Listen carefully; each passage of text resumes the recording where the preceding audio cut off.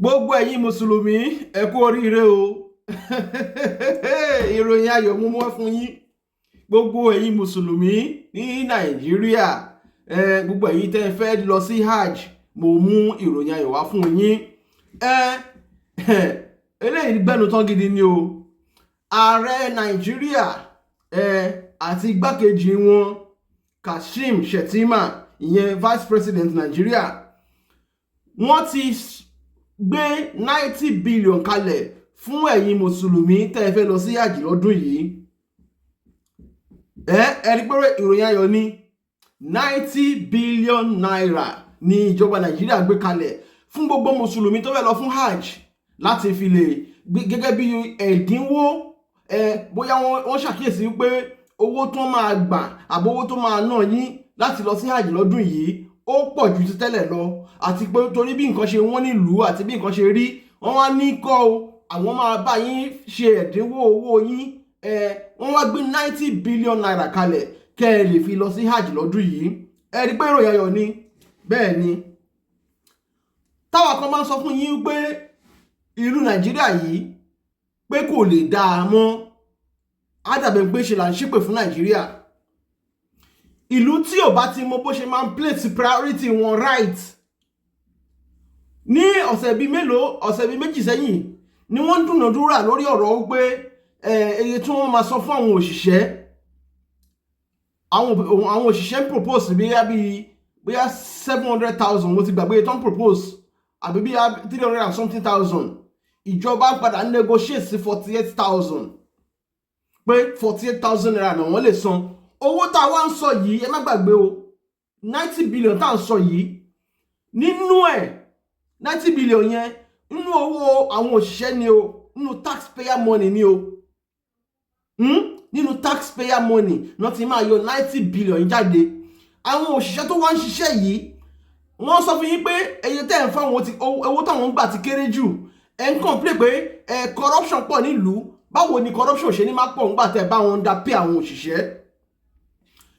Torí níbẹ̀ lẹ wá ní ẹ fẹ́ fi 90 billion ráwọn èèyàn ní Hajj tó jẹ́ pé is a religious festive, which is a personal issue, personal matter ló yẹ kó jẹ́. What has government supposed to do with pé àwọn èèyàn lọ sí Hajj? Ṣé táwọn Kìrìsìtẹ́nì náà bá náà wọ́n fẹ́ lọ sí Jerusalem, ṣé Nàìjíríà gọ́ọ̀mẹ̀ náà máa tún gbówó kalẹ̀ fáwọn náà láti sọ pé wọ́n fẹ́ lọ sí Jerusalem? Tí àwọn oníṣẹ̀ṣe náà bá wá náà wọ́n fẹ́ ṣe anything tó bá fẹ́ ṣe bẹ́ẹ̀ ni ìjọba ṣe máa gbówó kalẹ̀ fún wọn? Torí this is a religious matter and it has to do with personal funding ló yẹ kó jẹ́. Kí ló kàn ìjọba pẹ̀lú pé ẹ fẹ́ gbé owó kalẹ̀ láti lọ fún Hajj? This same ìjọba yìí lẹ fẹ́ yá owó, lẹ tún fẹ́ yá bí 20-something trillion látọwọ́ àwọn ìlú tó yẹ pé wọn ò value Hajj, wọn ò value Mecca, wọn ò value kí ló ti ń pè, wọn ò value Jerusalem àbí any other tourist places tọ́pọ̀lọpọ̀ yìí ń lọ. Kó bá dàbẹ̀ pé àsọdùn mi pọ̀, ẹ farabalẹ̀ máa gbé yín débẹ̀, ẹ jẹ́ ká lọ wo fídíò yìí.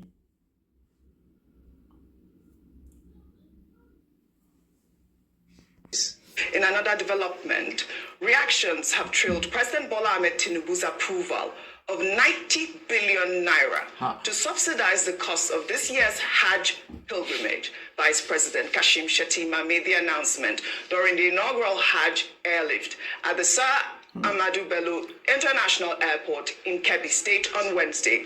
In his speech, Shettima emphasized the president's commitment to religious pilgrimage and urged intending pilgrims to pray for the success of the administration and to act as good ambassadors for Nigeria by observing all Hajj protocols in Saudi Arabia. The president approved the release of 90 billion naira to subsidize the cost of pilgrimage for this year's Hajj. Therefore, I urge you not to relent in praying for the success of this administration, for the peace and progress of our country that we are proud to call our motherland. All right, priorities, priorities, priorities. This is what we've always been advocating on this program. I mean, you know, they want to touch.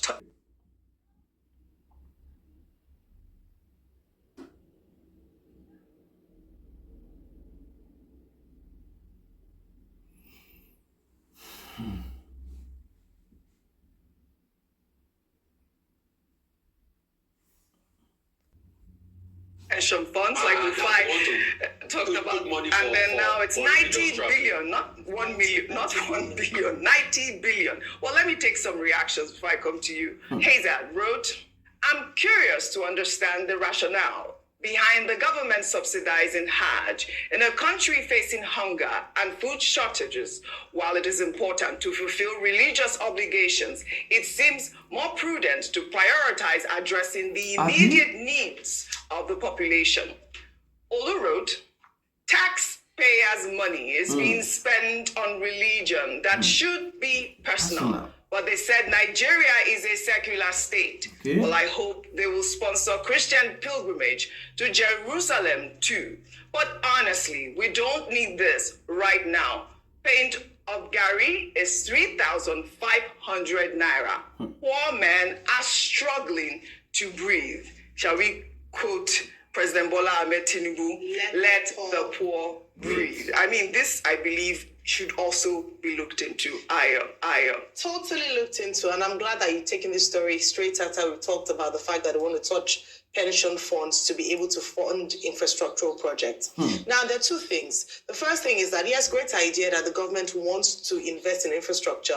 The other part of it is where the source of funding would come from. And so rather than attract the much needed investment in infrastructure, this government has taking what would be said to be the easy way out in terms of finding revenue. Of course, it's not free money like Alhaji Atiku Abubakar had mentioned. It's money that would have to be paid back, and it's money that belongs to the people.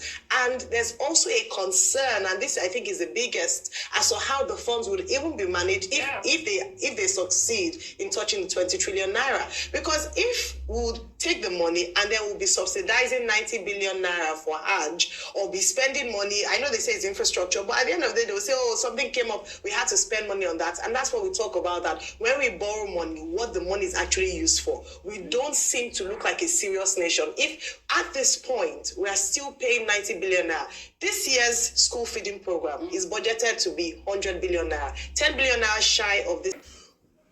So, ṣé ti ń gbọ́ bá yẹn fún gbogbo àwa tí a mọ bó ṣe ń lọ, òun lẹ tún ti gbọ́ yẹn. 90 billion naira ní ìjọba Nàìjíríà fẹ́ gbé kalẹ̀ fún àwọn tó fẹ́ lọ fún Hajj. Àwọn ìbéèrè tá wá ń béèrè lélẹ́yìí tó yẹ kí gbogbo yẹn máa béèrè.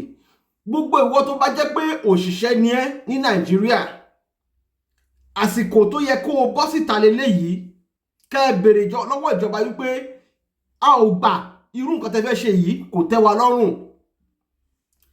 Ní àwọn ìlú tó ní tó mọ nǹkan tó wọ́n ń ṣe, because Nàìjíríà ò dàbí ẹni pé a mọ nǹkan tá à ń ṣe. Nàìjíríà ò dàbí ìlú tó jẹ́ pé mọ nǹkan tó ń ṣe, àbó mọ nǹkan tó fẹ́, àbá mọ nǹkan tó kàn. Gbogbo ìgbésẹ̀ báyìí, ìlú tó bá tẹ̀ wá sọ pé òkè ẹ ti jẹun ṣẹ́kù, ẹ ní ànító, ẹ ní àníṣẹ́kù, ẹ wá lè máa ronú lọ sí pé kí la ti fẹ́ fowó ṣe. But as it is now, unemployment ó ń pọ̀ sí Nàìjíríà lójoojúmọ́ torí pé kí ni àwọn companies ò sí mọ́. Ọ̀pọ̀lọpọ̀ company náà ti fold up. Ìjọba wá wò pé 90 billion yìí o, ẹ jẹ́ ká fi dá iléeṣẹ́ kan lẹ̀ káwọn ọ̀dọ́ máa ríṣẹ́ ṣe. Àwọn ọ̀dọ́ graduate ní school ní every year. Many of them are not having employment. Àwọn ọmọléèwé tó ti kúrò school tó jẹ́ pé àwọn òbí wọn ò lórí ọ̀fẹ́ àti rán wọn lọ sí school mọ́, wọn ò lóǹkà mọ́. Ìjọba wò pé ẹ jẹ́ ká gbé owó ìsínú education, ká fi sponsor àwọn ọmọ school, kọ́ àwọn ọmọ school tí ó ti kúrò school kan lè padà sínú school. Ìjọba ò ṣe bẹ́ẹ̀. Insecurity ń pọ̀ sí lójoojúmọ́. Ìjọba ò gbé invest sínú more arms, more whatever láti fi make sure pé àwọn èèyàn wà secure nílùú. Ìjọba yín ò rò lọ bẹ́ẹ̀. Ẹ̀yin tẹ́ ń ṣiṣẹ́ mo bá wí yìí o. Ẹ̀yin tẹ́ ń ṣiṣẹ́ tó yẹ pé government worker ni yín. The money you are working for, tó ń fún yín ní èrú nínú ẹ̀. Owó yìí, ara owó yìí náà fẹ́ fi lọ ṣe Hajj tá ń sọ yìí. And we saying that now ìbéèrè tí ẹ ká máa bèrè ni wípé ṣé lóòótọ́ ni Nàìjíríà ń jẹ gbèsè ṣé lóòótọ́ ni pé Nàìjíríà ń jẹ gbèsè torí mo rí fídíò kan láìpẹ́ yìí ó ṣeéṣe kí n padà play fídíò yẹn náà fún yín tí Nàìjíríà ti ń jẹ ogúnlọ́gọ̀ owó trillions of naira wọ́n tún fẹ́ yá èmí báyìí bá ṣe ń sọ̀rọ̀ yìí wọ́n tún ti fẹ́ yá èmí and in this same country ni wọ́n ti fẹ́ sponsor àwọn tó fẹ́ lọ sí Hajj for religious practice for religious function lásán ẹ fẹ́ sponsor wọn ẹ fẹ́ subsidize owó wọn ẹ rí epo kẹ́ subsidize nílùú ẹ rí gàrí kẹ́ subsidize nílùú faraàlú ẹ rí rice báàgì rice nísìnyí according to the news is about 70 to 75,000 naira ẹ rí owó gbé sí company rice láti subsidize rice faraàlú. But you have money to subsidize people traveling for their own personal relationship with their God. Are we even getting it at all? Ṣá mọ nǹkan tó kàn wá kú báyìí.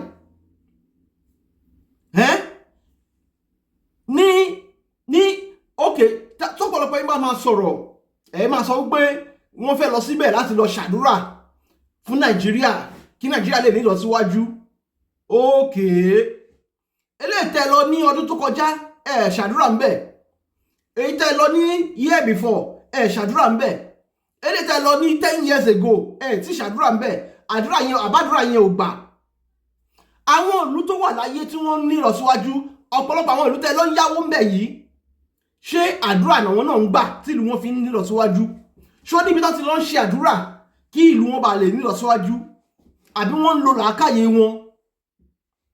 Ẹ jẹ́ máa bára wa sòótọ́ ọ̀rọ̀ ṣé wọ́n ń gbàdúrà ń bẹ̀ ni láti lè nílọ síwájú àbí wọ́n ń lo resources wọ́n ń lo làákàyè wọ́n dẹ̀ ná owó wọn síbi tó yẹ kó ná sí.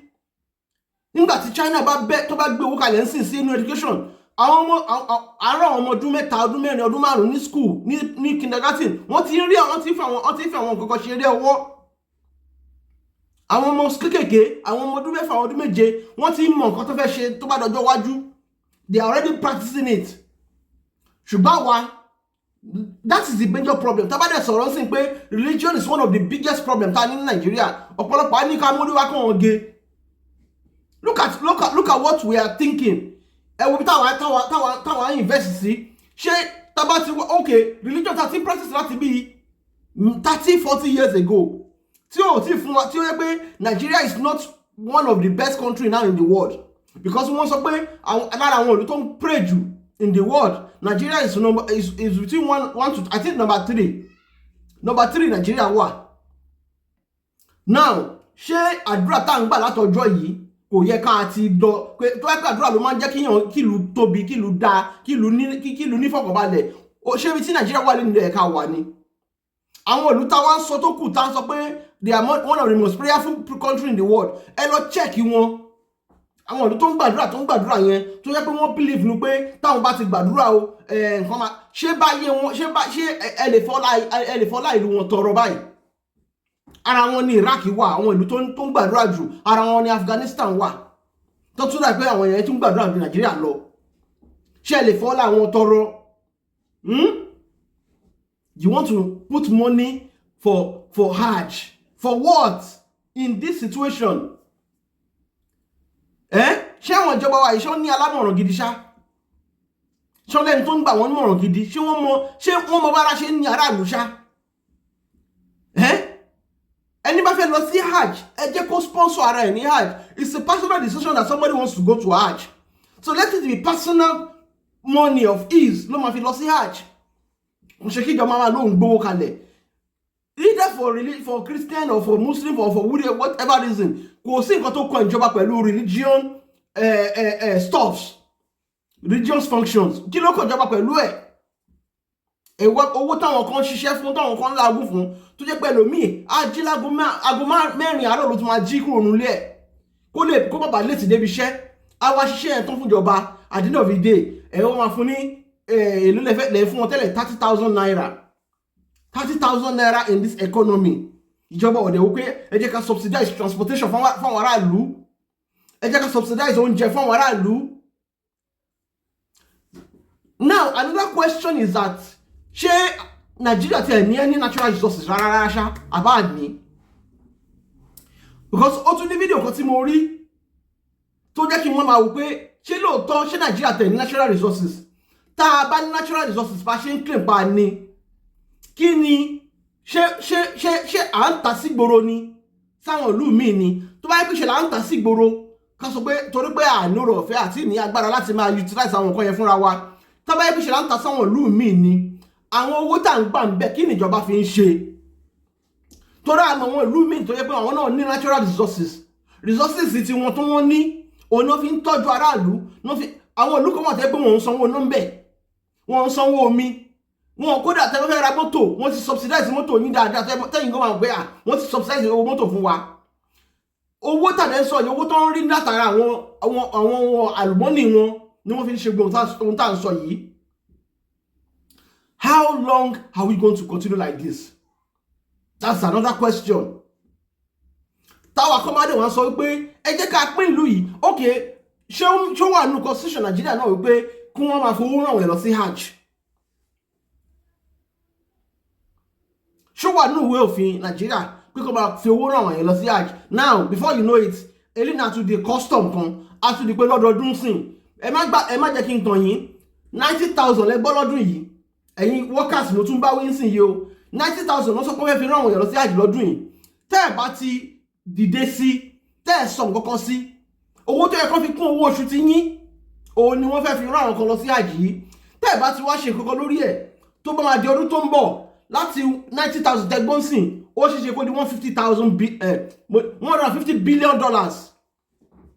Ó ṣeéṣe kó di bẹ́ẹ̀, kódà ó ṣeéṣe kó di 200 billion táwọn bá ti sàn. Torí tó bá máa fi ọdún tó ń bọ̀ àwọn ẹlòmínà tún náà wọn náà ní interest láti tún travel sí ju tọdún yìí lọ tó wọ́n ti ní pé ìjọba ti mú dẹrùn fáwọn àwọn tó fẹ́ travel.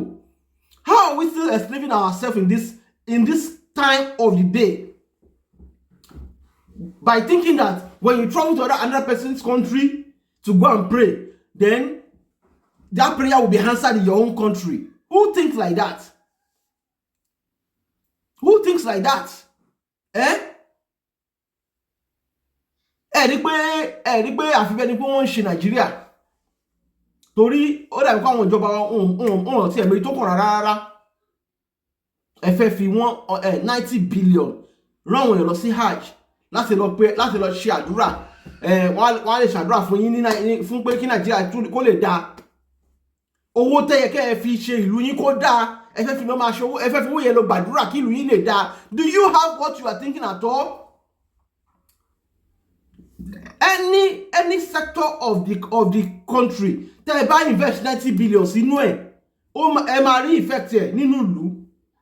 Any sector, ìbá jẹ́ education sector náà gbé 90 billion yẹn sí, ó máa hàn lára àwọn ọmọ school. Ìbá jẹ́ company lẹ fi dá sílẹ̀, ó ṣeé ṣe kí èèyàn bíi 2,000 kó ríṣẹ́ látara company tẹ́ bá fi 90 billion dá sílẹ̀. 90 billion là ń sọ̀rọ̀ yìí náà. Almost 1 trillion naira. Àbí kí ló tún kù tó bá fi pé 1 trillion. Almost 10 billion ló kù tó bá fi pé 1 trillion. Now, nígbà tẹ́ bá fi 90 billion dá company sílẹ̀, tẹ́ bá fi rán èèyàn lọ sí Hajj, tí ó yẹ pé àìmọye ọ̀nà ló wà nílùú tí ò dáa. Àìdá ọ̀nà kẹrẹ ó ń jẹ́ kí àwọn transportation wọn sí, because táwọn ẹ̀ bá fẹ́ transport goods wọn tó dẹ̀ pọ̀ ọ̀nà tó fẹ́ gbé ọjà yẹn gbà tí ò bá ti dáa, driver will be forced to inflate the price. They will be forced to inflate the price of the commodities. And that is what we are doing now. Trying to send people to Hajj. Kí wọ́n lè lọ gbàdúrà fún ìlú tẹ́yẹ tí tọ́lọ́n ti bless yín lórí nǹkan tẹ́ dúró lé, orí nǹkan táwọn èèyàn ti rìn lójoojúmọ́, àlùmọ́nì oríṣiríṣi ló wà ń bẹ̀.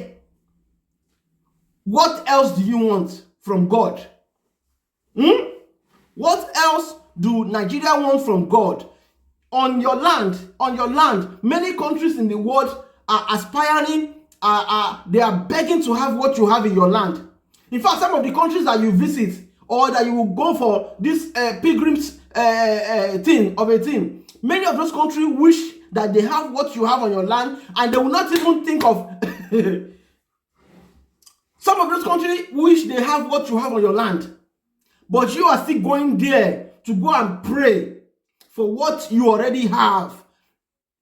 Ta ló ṣe wá báyìí? Ta ló ṣe wá báyìí? Pẹ̀lú gbogbo nǹkan t'Ọlọ́run ti fún wa.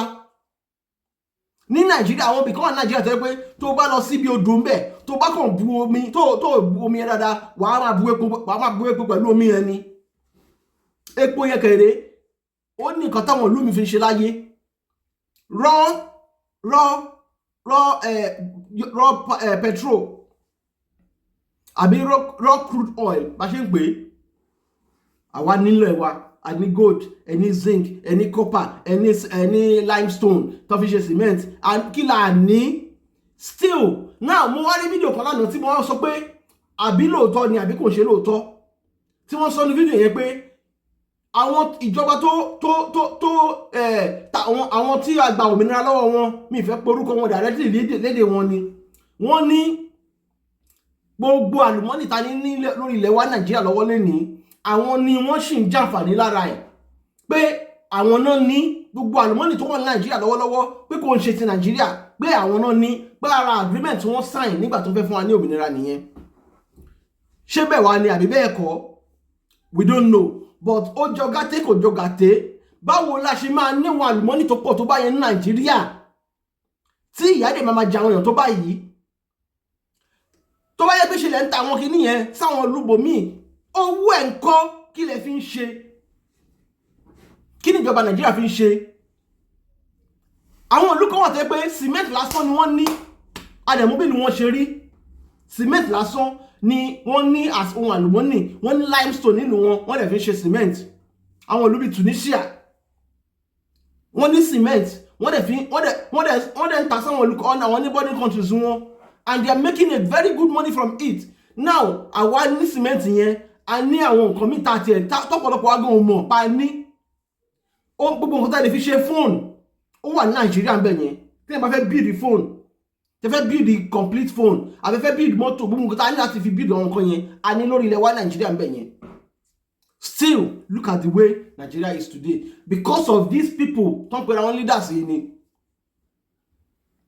Because of àwọn tá a pè ní leaders yìí ni now, because tẹ́ ẹ bá lọ́pọlọ, ohun tẹ́ fẹ́ lọ máa gbàdúrà fún yẹn, tẹ́ fẹ́ káwọn kan lọ máa gbàdúrà fún yẹn, you already have them in abundance. You already have them in abundance. So what are you praying for? Èyí tá tún gbọ́ láti ní ká wá mú wá fún yín yẹn o. Ìròyìn ayọ̀ tá a mú wá fáwọn mùsùlùmí nìyẹn o. Nígbà tí wọ́n kan sọ̀rọ̀ nípa against the Muslim ticket, ó dàbẹ̀ ni pé òun fẹ́ ya bọ́ngbà yẹn ni. Ara nǹkan tí ara result tó ń bí leléyìí, ó ti di pé ká máa fi owó ìlú, owó àwọn òṣìṣẹ́ kẹ́ máa fi lẹ́ẹ̀ fi ràn wọ́n lọ sí Hajj, kẹ́lẹ́ subsidize owó ìrìnàjò lọ sí Hajj fáwọn mùsùlùmí. Pẹ̀lú bí Nàìjíríà ṣe lọ́wọ́lọ́wọ́ ń sìn, táyì sọ pé ẹ̀ ń yáwó, ẹ̀ ń jẹwó, gbèsè tó wà lọ́rùn Nàìjíríà, ó mà ṣe o. Ọmọ mi wà tán tí ìbí Nàìjíríà tó yẹ pé ó ti ń jẹ gbèsè bá ṣe ń sọ̀rọ̀ yìí. Àdúrà tí wa takàn ń wò, ohun takàn ń gbà ládùúrà ni pé kó má di jọ́ kan àwọn ẹ̀ máa jíjọ́ kan, wọ́n á kàn gbọ́ pé gbogbo ibi tó ń pè ní Nàìjíríà yìí o, wọ́n ti fi yáwó tán, àwọn tó dẹ̀ yáwó lọ́wọ́ wọn fẹ́ gbalẹ̀ yẹn, àdúrà tá ń gbà nìyẹn. Mo rí yín ná kó tó dìgbà mi ti àtúnmọ̀ lórí ọ̀fẹ́ àti pàdé. Ẹ bá mi pín fídíò yìí o, kó dọ́dọ̀ wọn ará ilé, kó dọ́dọ̀ ara òkú, kí gbogbo wa bó ṣe ń lọ. Ìdí tí ara fi ní aráàlú, ara àwọn ìdí yẹn lélẹ́yìí o, àwọn nǹkan tó ń fowó ìlú ṣe, ara ìlélẹ́yìí tí ò fi jẹ́ kí ara dẹ ẹ̀yin aráàlú, tí ò fi jẹ́ kí ara dẹ ẹ̀yin òṣìṣẹ́, tí ò fi jẹ́ kí ìjọba lè fún òṣìṣẹ́ lówó tó yẹ kán fún wọn. This is part of the problem. Mo rí yín ná, ó dàbọ̀.